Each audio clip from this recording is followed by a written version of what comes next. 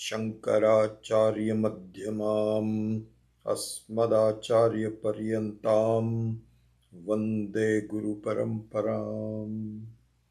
ॐ भद्रं कर्णेभिः शृणुयाम देवाः, भद्रं पश्येम अक्षभिर्यजत्राः, स्थिरैरङ्गैस्तुष्टुवागुंसस्तनूभिः व्यशेम देवहितं यदायुः। स्वस्ति न इन्द्रो वृद्धश्रवाः, स्वस्ति नः पूषा विश्ववेदाः, स्वस्ति नस्तार्क्ष्यो अरिष्टनेमिः, स्वस्ति नो बृहस्पतिर्दधातु।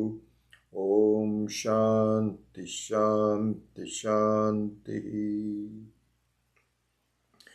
ॐ सहना भवतु सहनौ भुनक्तु सह वीर्यं करवावहै तेजस्विनावधीतमस्तु मा विद्विषावहै। ॐ शान्ति शान्ति शान्तिः। So, teaching after a gap,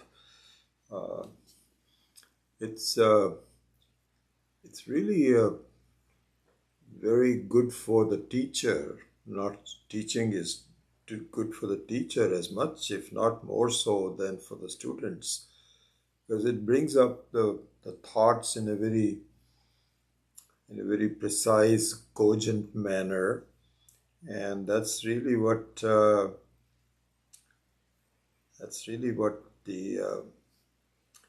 this is what's called Brahma Abhyasa. So we'll talk more about that, but it is important to teach. This is why I think I had suggested in one of the satsang WhatsApp groups that if you can do it, please find some people to teach the introduction to Vedanta or any other more advanced topics if you want. Having a discussion group based on Swami Tattvavedananda's classes or some other Swami's classes is okay. That is also very useful, but not nearly as effective as having your own group where you teach with your ideas.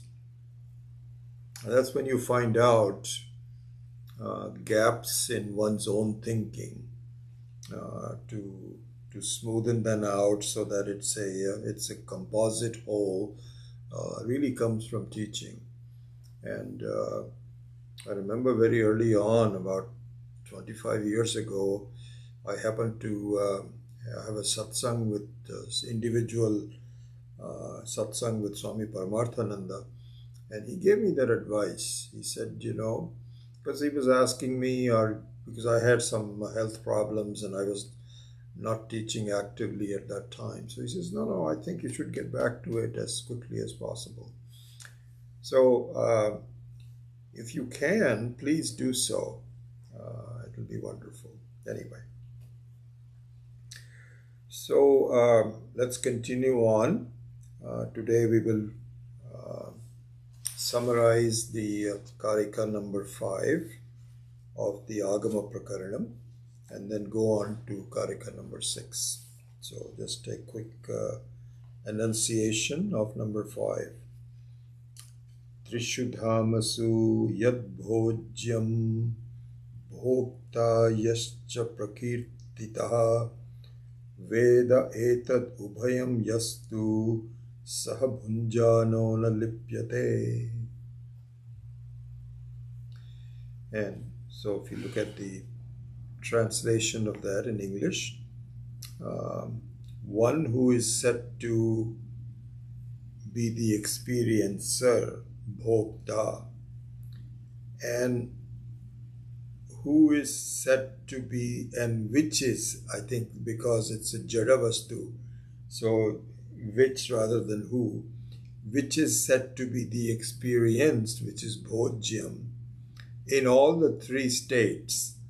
He who knows both of them is indeed not affected by experiencing them. bhunjano na lipyate. So it's an important summarizing verse from Sriti Gaudapadacharya, because the first few verses talk about the states of experiences that we've all talked about: Jagrata Avastha, Swapna Avastha, Sushupti Avastha. And then the question is, it all happens to a single person. All the experiences during the 24-hour period, very carefully designed by Ishvara, all happens to a single individual, single Vyakti. And from there, the Vyakti needs to draw some conclusions. And here, the most important conclusion to draw from is that you have two states that are interacting with each other. And that is an experiencer and the experienced. And if you want to complete the Triputi, so the various Triputi means the three different forms of anything. So you can add the word experience. There is an experience, there is an experiencer, and there is an experienced. So similarly, there is a seeing, there is a seer, and there is a seen, hearing, etc., etc. So this is, so here the Triputi is the third state, which is the experience, is not mentioned, but it is included. The one who looks at both the experiencer and the experienced and examines their truth is not affected by them. Na lipyate. While you are experiencing, even there you do not get affected. This is the instruction. This is the direction we have to go to. It may not fructify as quickly as we would like, but this is the direction that we have to go to. This is what we have to think about. So what does it really mean? How does that happen? So here it is said that, really speaking, the experience is also is also lighted by you. It is also it's also made real by you. Any sense of reality to the experienced thing is also made by you. But I think the main problem that we create for ourselves is that we align with the experiencer, and the experienced becomes external to you. So this is what is called the aham buddhi. The aham buddhi means the I sense, this is me. And me means what? Means the one who is the doer of things, who creates events, who decides both physically as well as thought-wise, and then waits to see the results. And so this is a continuous process of bhoktritvam and kartritvam. And then you have the things around you to act as a field. As in the Bhagavad Gita, chapter 13th chapter, we saw kshetra, the field in front of you, in order to do things and to experience them. But in any case, the point is that in the mistake that we made is that we make is that we align ourselves with the experiencer, and we make the experienced as being different from us. What is said here is that you need to go to another step. This is what is called Vyavaharika Sat. In the Vyavaharika Sat, transactional truth, both in terms of the waking state as well as in the dream state, you align yourself with the experiencer. Right? This is where the mistake is. So if I don't align with myself with the experiencer, what do I do? What do you want me to do? So it is suggested, and this is where the example of the dream state is very, very relevant. This is why the Mandukya Upanishad is so useful. Learn from the Swapnavastha, the state of the dream that you all experience. So this is, as we have said before, that in Advaita Vedanta, which is something unique from all the other schools of thought, there has to be a proof. In all schools of thought, there has to be a proof. Proof that you can see right away, not believe in it for later. See, this is a very important distinguishing part of Advaita Vedanta, of Vedanta. I keep saying Advaita Vedanta, but Vedanta. Vedanta is Advaita Vedanta. There is no other Dvaita Vedanta and Vishishta Dvaita. Those are their non-understanding. The original one, the true one, the Apaurushaya Jnanam is Advaita Vedanta. The Advaita Vedanta is unique from all the other schools of thought, other various ones, that there is, in the others, there is no proof. There's no proof. Because, see, what happens is that in any kind of postulation, in any kind of what is called anumana, inference, like the very classical one is that of seeing a fire far away in the woodsy area where you don't see the fire but you see the black smoke. That is the classical example. Important example. Why is it an important example? Because you are correctly inferring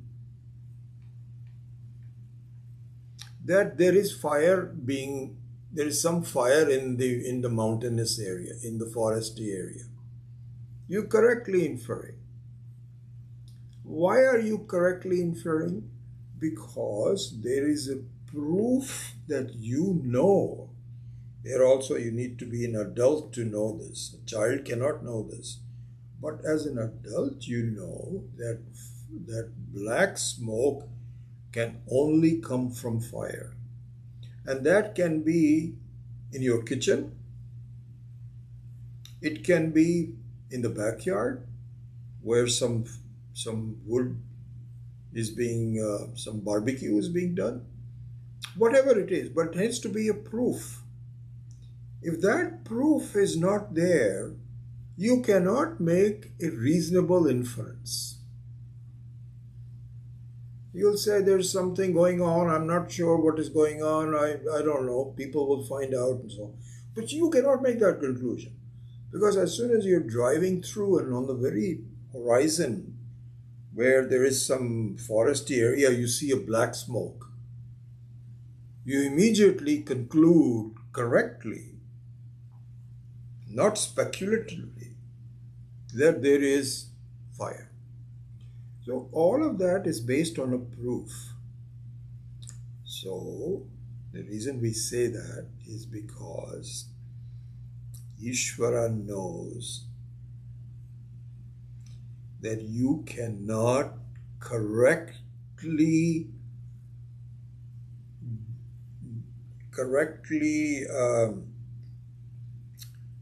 think about what the Shastra is talking about. You cannot direct your thoughts. That's the word I was looking for. You cannot even reasonably direct your thoughts, let alone make a conclusion, unless you have a proof. This is, Ishvara knows that. And this is why the dream is created. Most importantly. Why? Because it is a proof. Proof of what? Proof of the fact that as in a dream, you are both an experiencer as well as an experienced. Both of them. Even though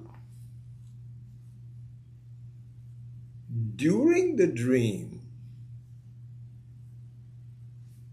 you are identified with an experiencer, not the experienced. Because you are a dream character and you behave exactly the same way. You've got a lot of things around you. You've got people. You have things. You have events going on. And you are the experiencer. So even in the dream, you are really identified. During the dream, you are identified with the experiencer. But the fact of the matter is that if and when the dream breaks, you realize that I was not just the experiencer, I was also the experienced. And both the experiencer and the experienced are really false. They're false.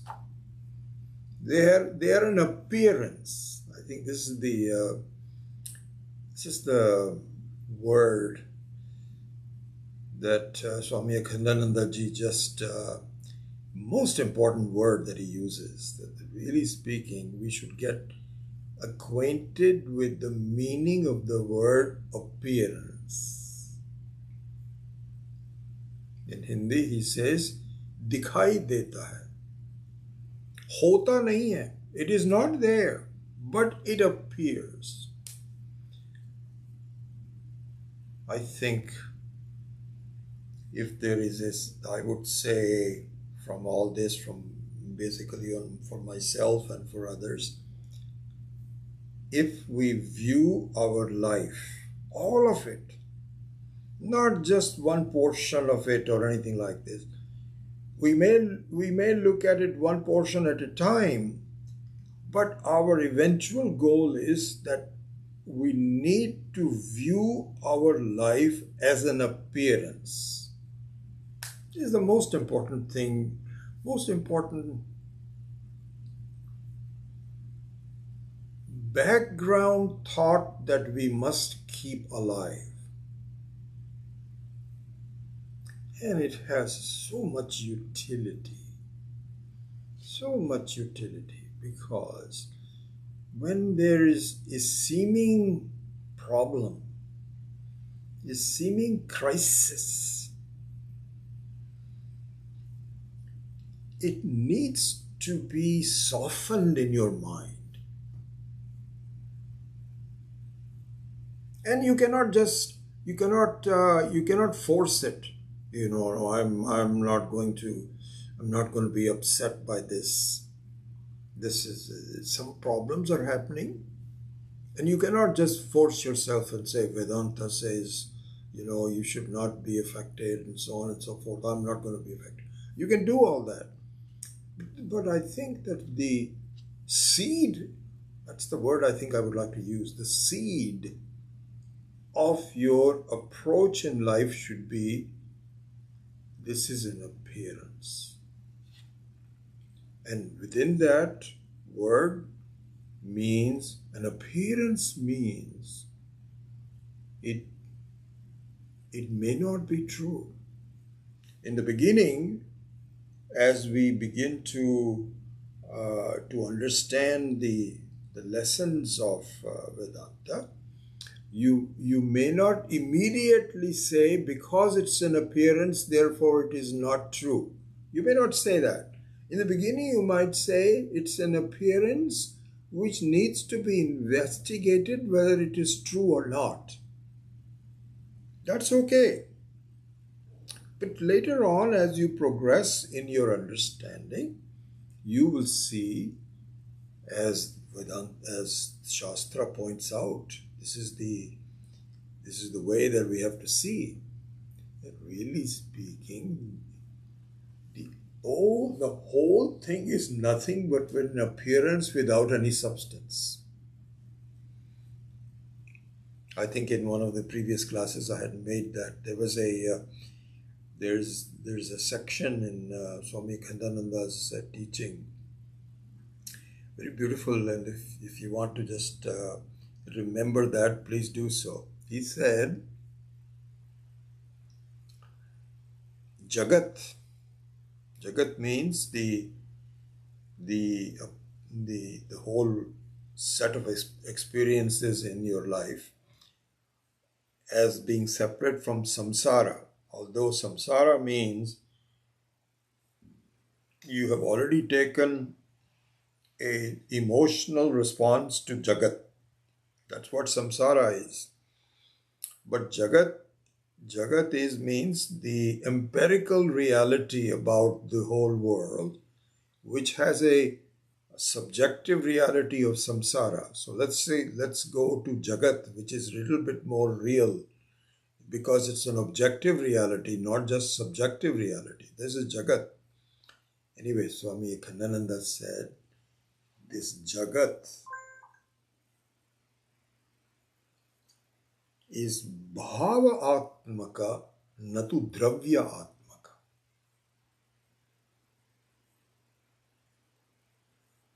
Jagat is bhava atmaka, natu dravya atmaka. This is a very beautiful, just like the appearance, is also something very fundamentally profound way of looking at the life. Bhava atmakam. What does that mean? Dravya atmakam. So we will build on this and explain this in more detail, but let me give it, since I've already cited it, let me give you some explanation for it.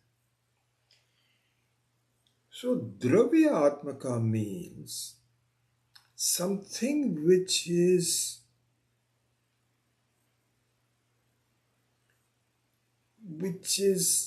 solid and real.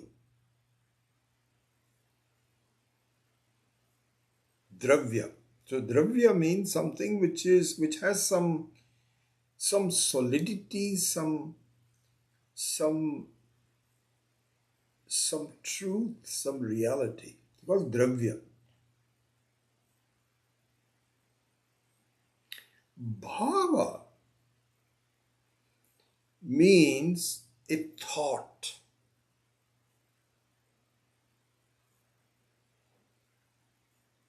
And yes, of course, thoughts have reality. When you are thinking,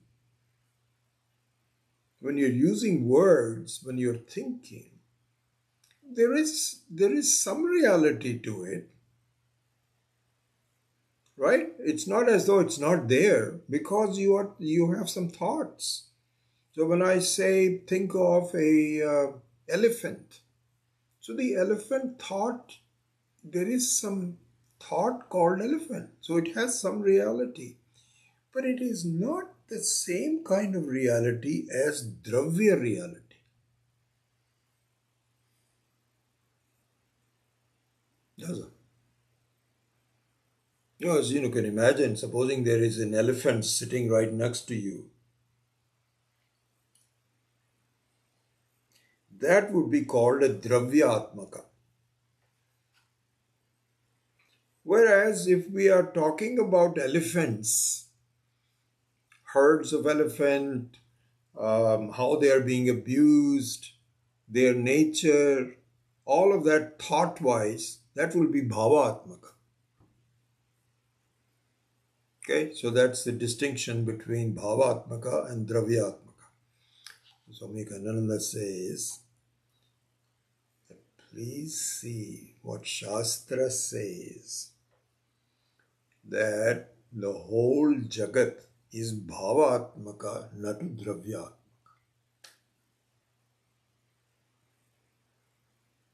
This seems to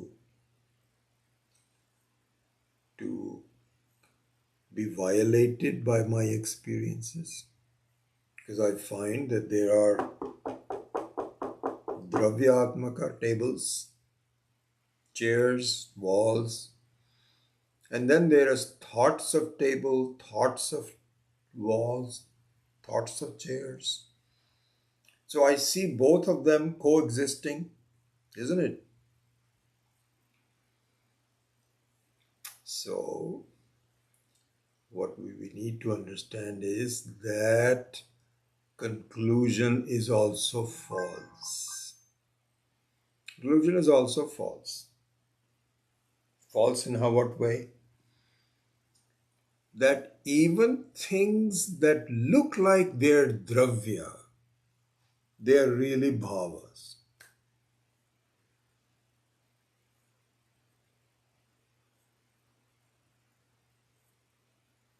And so, in reality, there is no dravya, it's only bhava. How can we tell?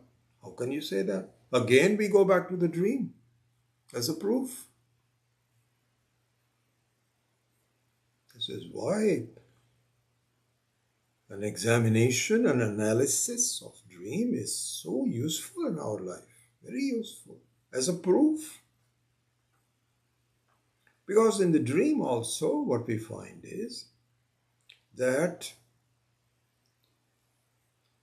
there is no dravya. There is no real dravya.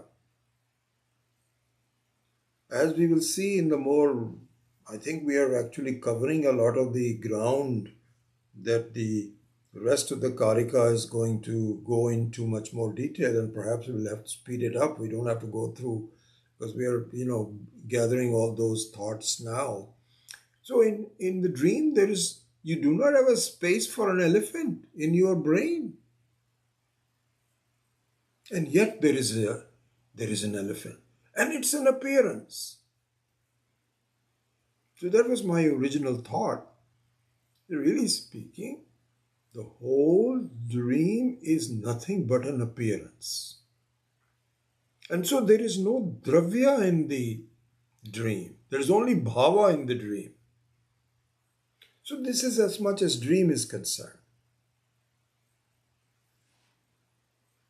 Then we can have an objection. Okay, I accept what you're saying, that in the dream it is only bhavatmaka, not dravyatma, it is just an appearance. But that is just the dream. It has no reality. But this is the real stuff. I'm sitting here in the room.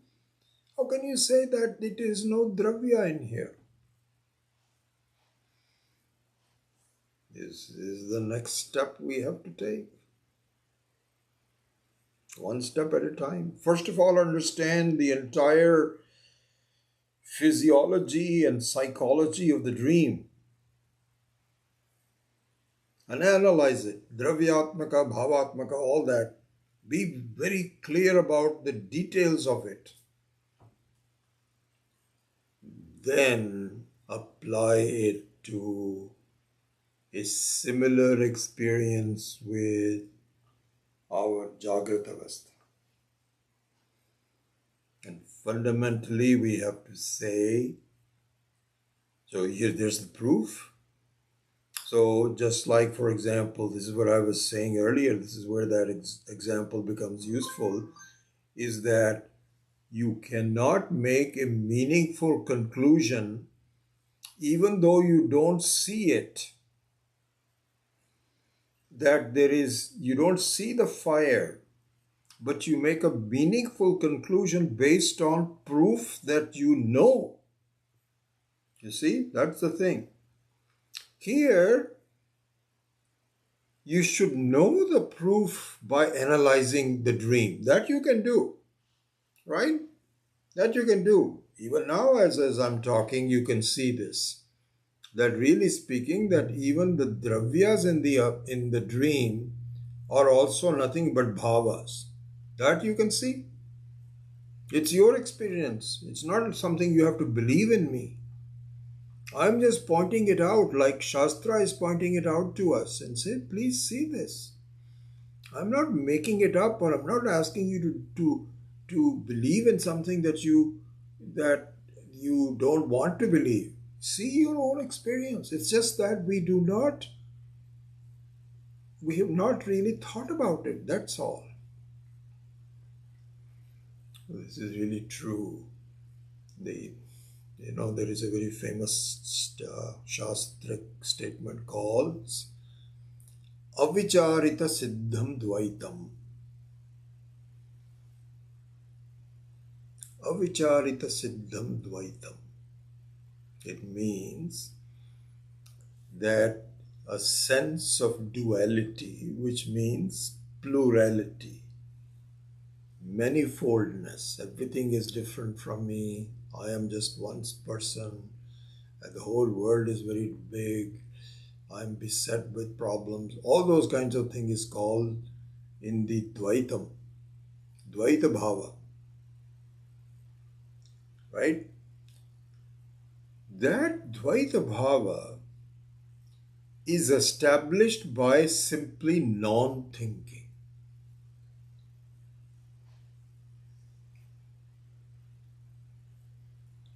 Avicharitam. Vicharitam means vichara, means thinking. Being properly analyzing it, properly knowing it, identifying it. When the scientist identifies this is the disease, it comes from vichara, examination. And if you just accept something without really analyzing it, is called avichara. So, avicharita siddham dvaitam. So, this is an important statement from the year. You should know this by now. Avicharita siddham dvaitam means that my taking the whole world to be real, when in fact it is an appearance, is because of non-examination. You just accept it. Because there is an appearance, and then just like, we've seen the blueness of the sky, you don't analyze it, that the sky cannot be blue. So you just accept it. Because that's how the ignorance, you're born with the ignorance, and until the ignorance is examined, it stays there. Right? And so, similarly here also in the dream, so the point is that you cannot ascertain the reality of an experience until you have a proof someplace else. You cannot ascertain that there is a fire even though you don't see the fire until you know that black smoke can only come from fire. So now that you have completely examined the dream state, this is what it is pointing out. Trishu dhamasu, in all the three states, yat bhojyam bhokta yascha prakirtitaha veda etat ubhayam yastu sahabhunjanam na lipyate. So it says what happens is that you have to see that both the experiencer and the experience is an appearance. Both of them. We don't do that. We think of experiencers as being me, and yes, I can see that the world is an appearance. Even that I have a hard time accepting, but at least I can accept that. I can close my eyes. I don't see anything, and especially in nighttime when you're sleeping, the world ceases to bother you. So the experience also is something that comes and goes. This I can accept. But I am a very real person. And I have a name. And I have a body. And I have a personality. People have to deal with it. This I cannot dismiss. How can I dismiss that? What will I be if I just dismiss that? I can dismiss the world, but I cannot dismiss the fact that I'm an experiencer. So here, the Shastra says, not only the Shastra, but Sri Gaudapadacharya, who now draws conclusions from the Shastra, because this is a shloka, not a mantra. He draws conclusion from it and say, well, wait a second. You want to really become free from all the world? Do you? Yes, I do.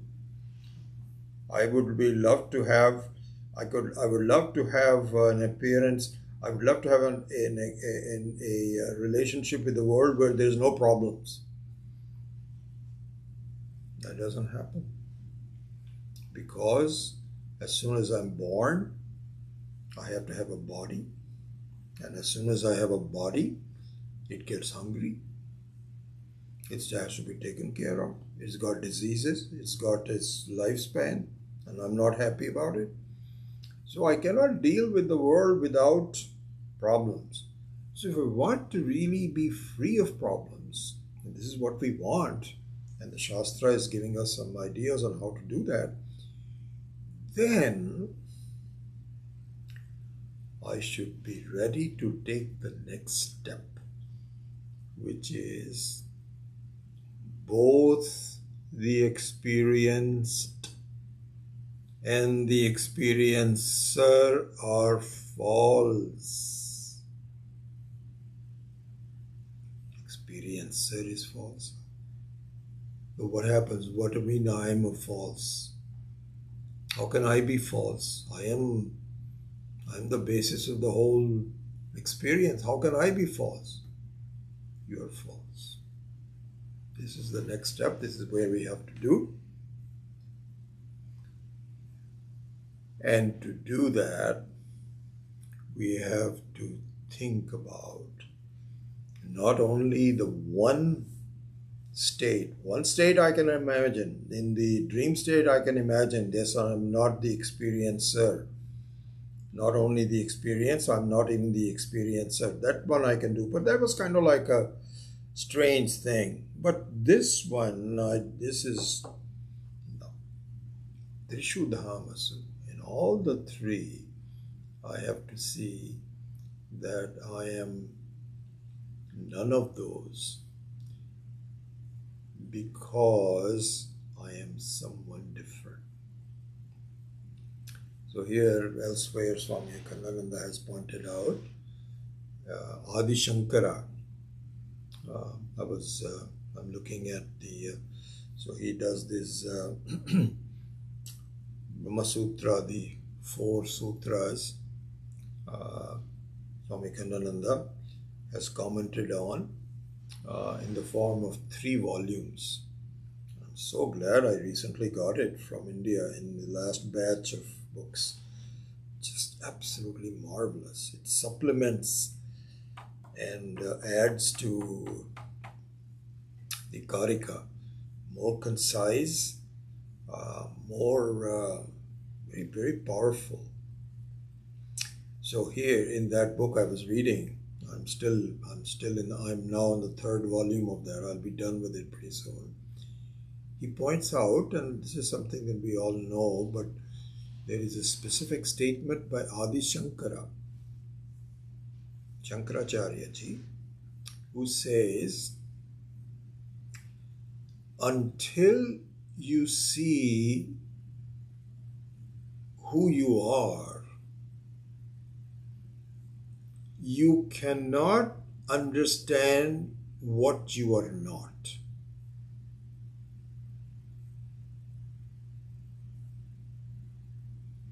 This is the thing. This is what Adi Shankara says.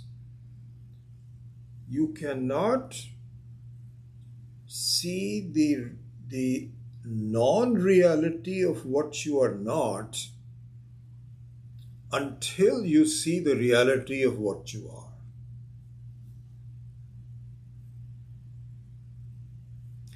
And so this is a very very interesting and very important line of thinking, because it seems to be a catch-22. Until you see what you are not, you cannot see what you are. And until you see what you are, you cannot see what you are not. So how do we resolve this? This is a anyonya ashraya. A depends on B and B depends on A. They are dependent on each other. Is that the situation? How do I resolve it? This is a very important thing, and the method of teaching, the prakriya, all that will come into being, and this is where the 4 sutras or Brahma Sutras, bringing out the truth of the various statements and so on, will come into being. Because what it points out is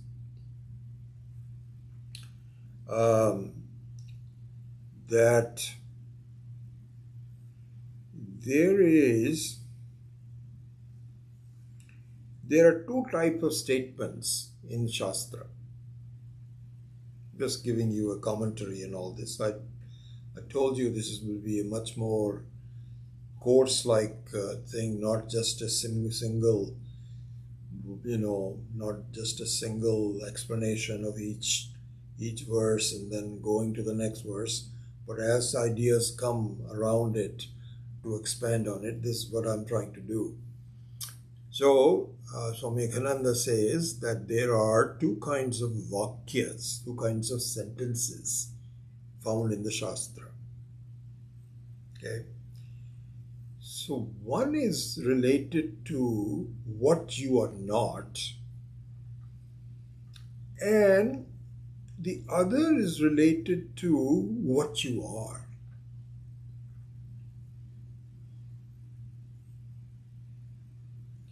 And so, for example, the types of vakyas where it talks about what you are not, this is what is called neti neti iti adesha. Na iti iti adesha. There is a huge explanation for that. We will come to that at some point in time. What does it really mean? Here, basically what it means is that what is drishya, what is seen, what is experienced by you is not you. So that becomes somewhat easier for me to grasp. Why? Because the things that are coming and going while I'm still there, yeah, I can see that. I don't know how, because even things that are coming and going are affecting me. You see, that's the thing that bothers me, that you say that the things that are coming and going are not you. While I'm ready to accept that, but tell me, why is it then that the things that are coming and going are affecting me? Diseases come and go, but they bother me while they are there. How do I resolve that? Where is the answer to that?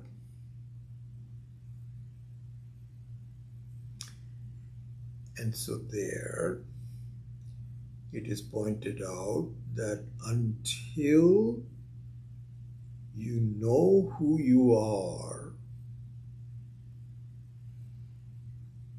until then you make the mistake of taking yourself to be one which is affected, who is affected, which is a false taking up.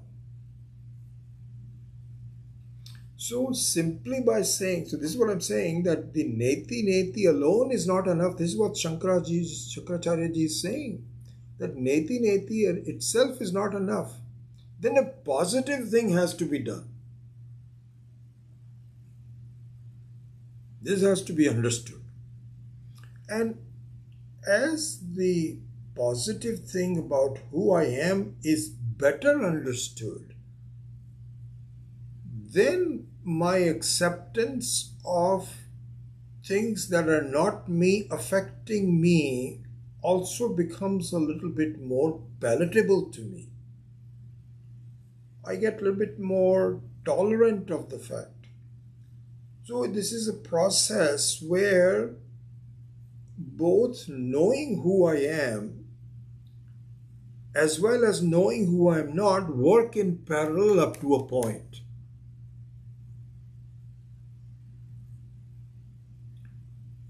And then it finally, once I become very clear about it, that is the waking up. And I'm waking up, then both the experiencer and the experience get lost, because I have found the reality of who I am.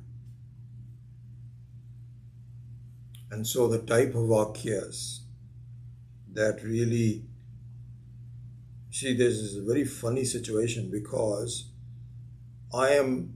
those words don't become real to me until I become a little bit more tolerant towards things. So this is what the whole idea about the sadhana chatushtaya, shamadamadi chatka sampatti mumukshutvam, all of that is there. Because until I develop those qualities of the mind, I am not ready to even inquire about who I am. All I want to do is, it's kind of like I don't care about what my disease is. I just want relief from symptoms. That's all I want to do. So as long as I'm totally dedicated to the relief of symptoms, I don't inquire into the very disease itself. But finally, due to whatever reason, I'm tired of symptomology. I cannot really get relief from it. I finally said, okay, I need to get to the bottom of this. Until then, the symptoms will continue to bother you, but a little bit less. Until you find out what is going on, in which case, unlike the symptomology, the whole thing disappears. It's like waking up from the dream. This is what will happen. But until then, I have to accept the principles of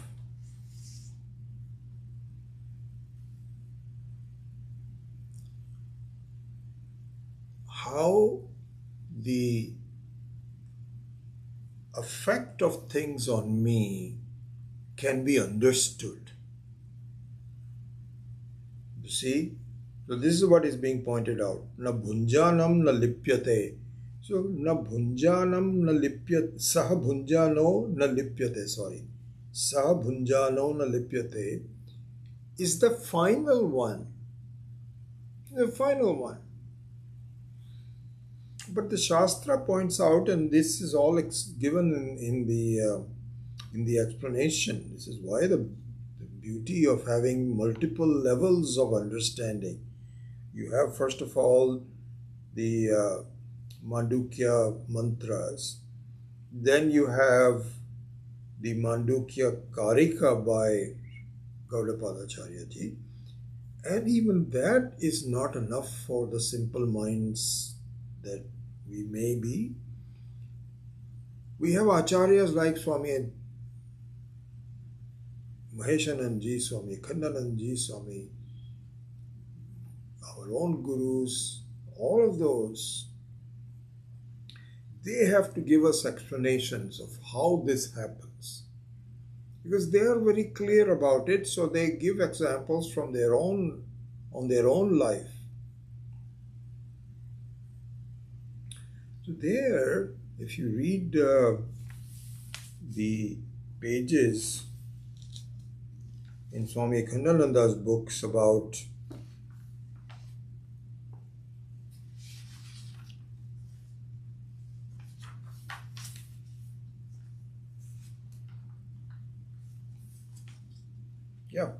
starting with page 303, when he takes up this verse number 5, Trishudhamasu, and go on up to the number 6, you will see this.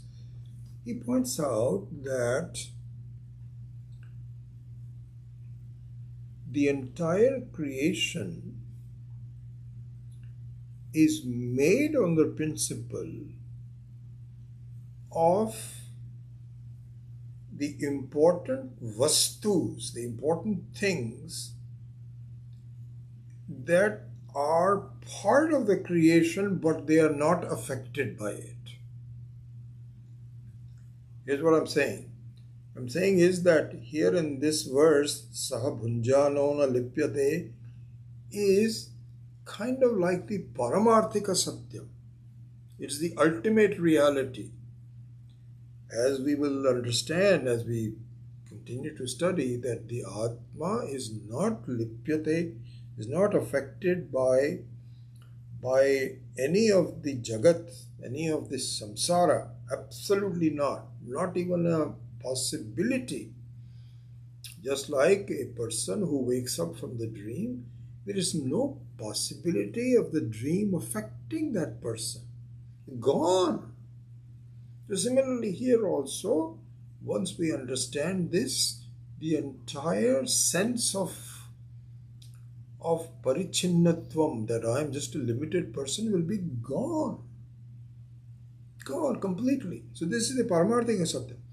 But even at the Vyavaharika level, the principle of how the important vastus are not affected by what they govern is also there. How? This is what is pointed out in these commentaries by Swami Akhandananda ji. And I'm sure I'm not following Swami, our own Guru's books and Swami Dayanand ji's books. I'm not following word for word, but I'm sure that he talks about exactly the same thing. What they're saying is that take a look at all the basic elements of Vyavaharika Sat. Or the basic. I'm just talking about the Vyavaharika Sat now. Forget about the Paramarthika Sat, because that is the absolute truth. But even at the relative level, what you find is that the elements of the Vyavaharika Sat also exhibit the same propensity. What propensity? That the things that they govern, they are not affected by it. How? This is the examples given in here. So you take a look at the sun. At the sun. In the sun, it does not matter to it, whether it is falling on a pure thing or an impure thing. It lights up the water of the Ganges, Ganga river. It also lights up urine or some alcohol which should not be taken. It doesn't matter to it. The light and the sun both are not affected by it. It does not matter. Does not matter. Same thing is true for the water.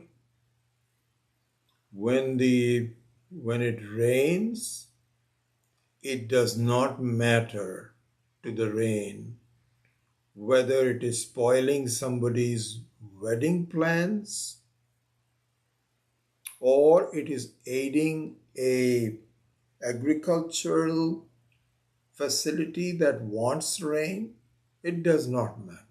That's for the individual who is done some karma and uses these elements as aids to decide whether if you're going to have an outside wedding in the monsoon season. That's probably not a very good idea. Or if you're going to sow some rice when there is no rain at all, that is also not a good idea. But what is a good idea, what is not a good idea depends on the karta, but not on the basic elements.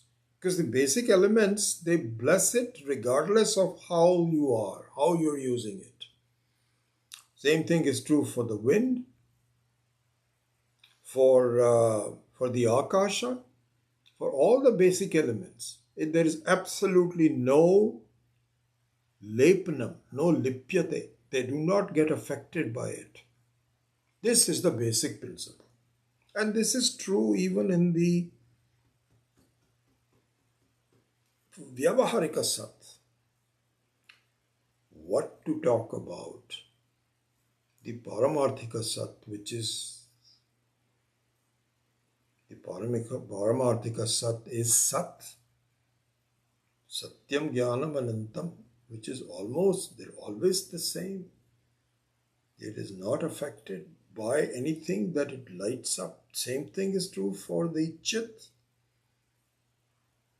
There is the Paramarthika Sat, as we will see in more detail. But even at the Vyavaharika level, this principle is maintained. And what is that principle?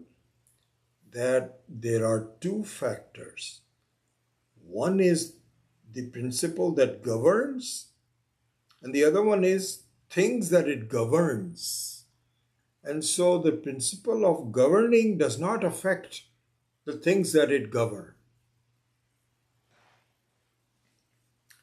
This is an important way of keeping in mind. This is what is called vichara. As we will see that the self has no dvaitam. No dvaitam. Because all the dvaitam is based on the self. Dvaitam means what? Dvaitam means both the experience and the experiencer and the experience is Dvaitam. Right? Experienced and the experiencer are both Dvaitam. Both of them need the Atma to light it up. Need the Atma to be the Adhishthanam. And the Adhishthanam and the Prakashakam of the Atma is not affected by the Dvaitam. because the Dvaitam is really just a state, and the basic substance of the state is the Atma, which is not affected by it. So this is the essence of this verse, and I think there's certainly more things to be talked about, but I think I will now wind it up and go to the next verse, so which is number 6. We still have some time, so let me at least spend some more time with it, maybe about 5-10 minutes. So let's start with Karika number 6. Prabhavah sarvabhavanam satam iti vinishchayaha sarvam janayati pranaha chetomshu purusha prithak. One more time. Prabhavah sarvabhavanam satam iti vinishchayaha sarvam janayati pranaha chetomshu purusha prithak. So, with this, Vinishchayaha iti. I'm just looking at Swami Paramarthananda's translation. Vinishchayaha iti means it is an established fact. Prabhavaha. What is the established fact? Prabhavaha. Prabhavaha means prakarshena bhavaha, one which is originated, one which, as we will see, appears. Sarva bhavanam, the origination of all those beings that are visible, that are there, satam, which are existent. Pranaha janayati. So here, pranaha janayati means, so here the word pranaha is an interesting one that we will examine later. But for now, pranaha janayati, it creates by prana everything. Purushaha creates cheto amshun prithak, conscious beings distinctly. So let's just look at the entire sentence and we will go into, it's a complex word, shloka, so needs a lot of explanation. It is an established fact that origination is only for those beings which are existent. Prana creates everything. Purusha creates conscious beings distinctly. Okay, so we will look into that. Let's see what the commentary is. So here,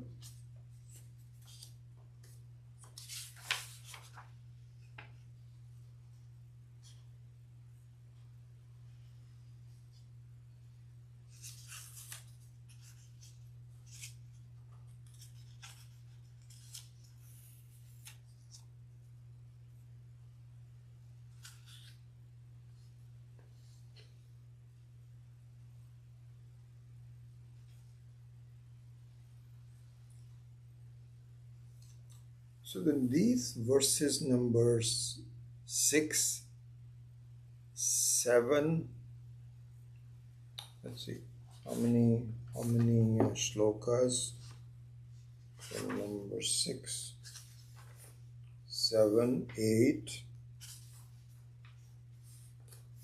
and 9. Yeah, 6, 7, 8, and 9. These group of Karikas end the section before the important mantra of the Mandukya number 7, because we have done 6 mantras of Upanishad, and these 4 Karikas summarize them and get ready for the mantra number 7. Is what's going to happen.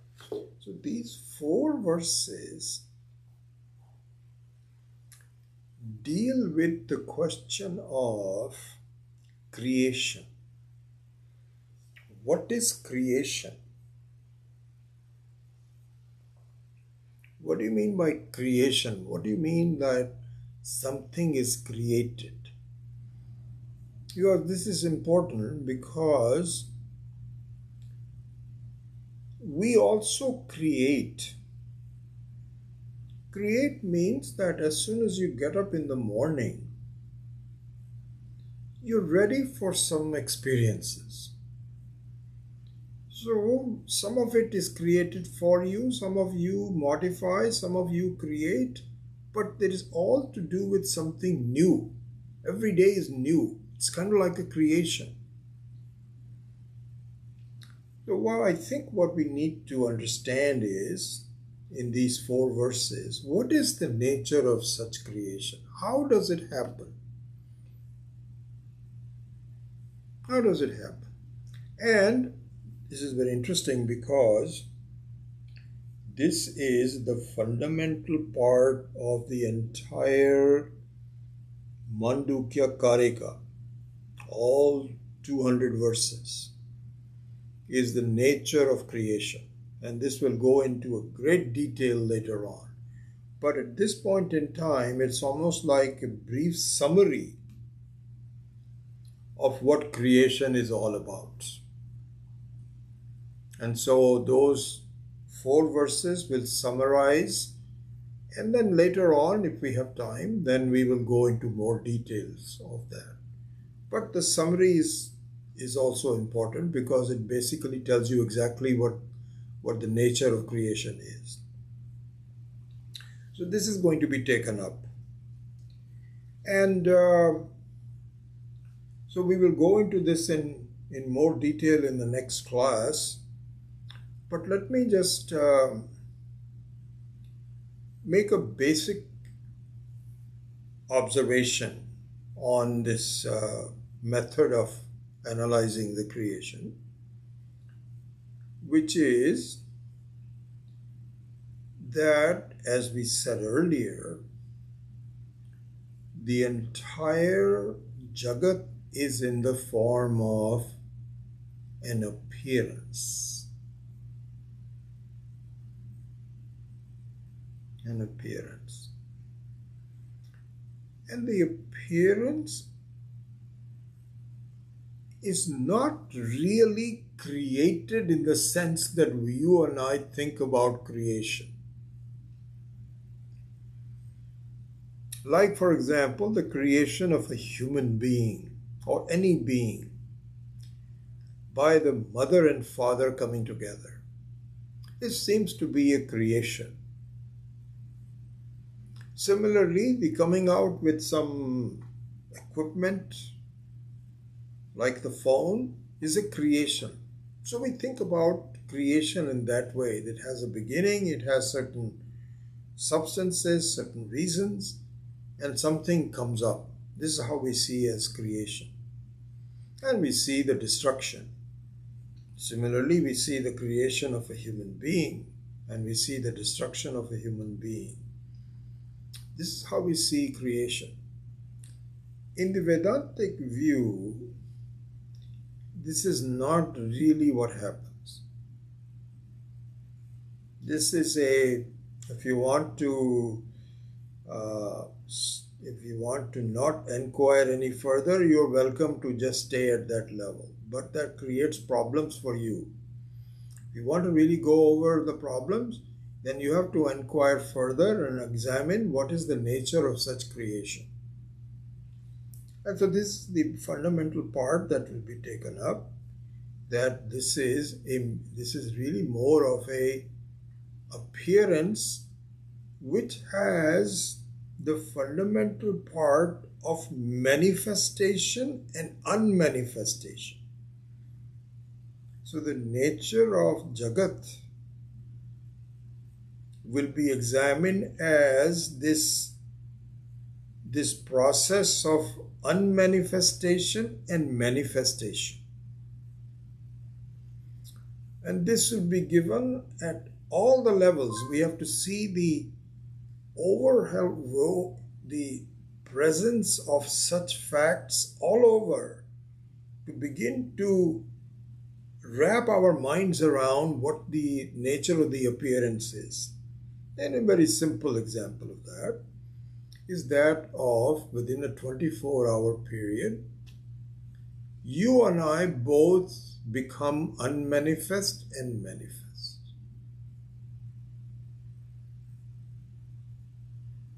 Manifest and unmanifest. Manifest and unmanifest. In fact, that is just a small sample of the truth of this appearance. You expand that, the whole universe is also exactly like this. Unmanifest, manifest. Manifest, unmanifest. And so we will examine the truth of that. Whereas the other schools of thought, for example, do not get into such fundamental analysis, including, for example, the Nayayikas and the Vaisheshikas, and the modern form of that is the science. Modern form of Nayayikas and Vaisheshikas, which have been going on for forever.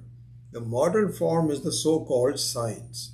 So the science begins to see, how did we originate? Even now, we spent billions of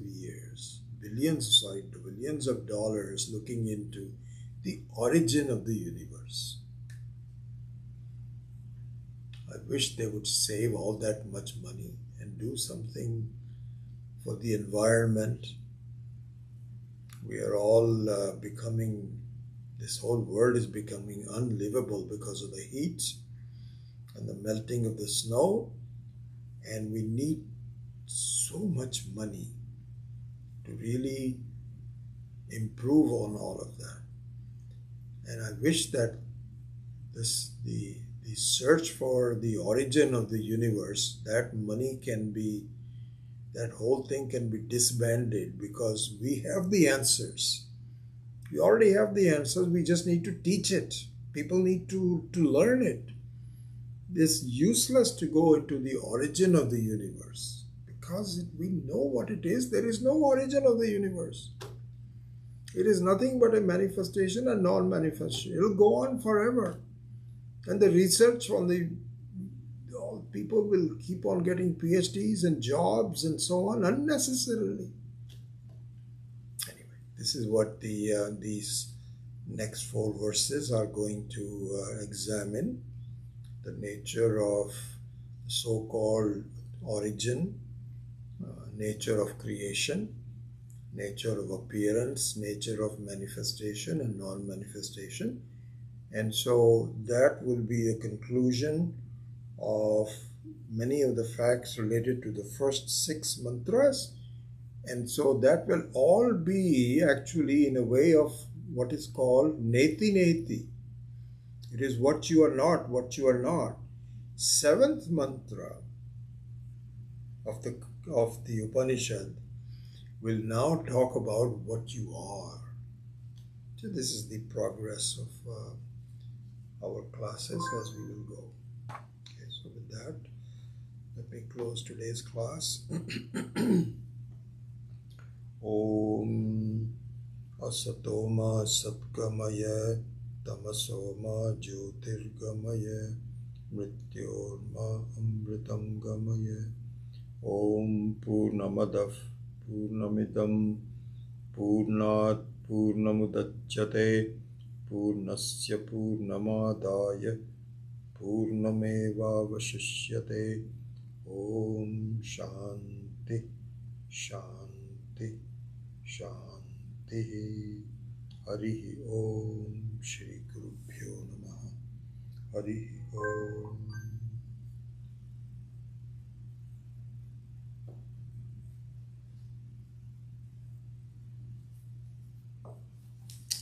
Well, let's see how many of you managed to see today's classes because you have a 4-day weekend. You may be busy doing other things.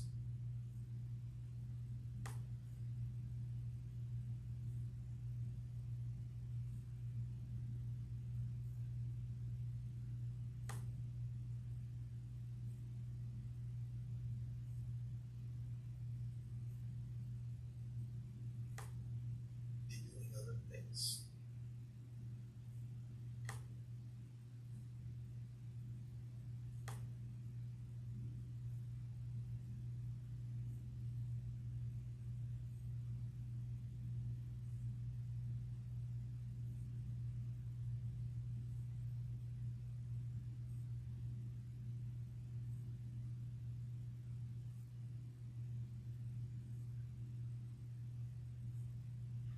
All right, a few of you.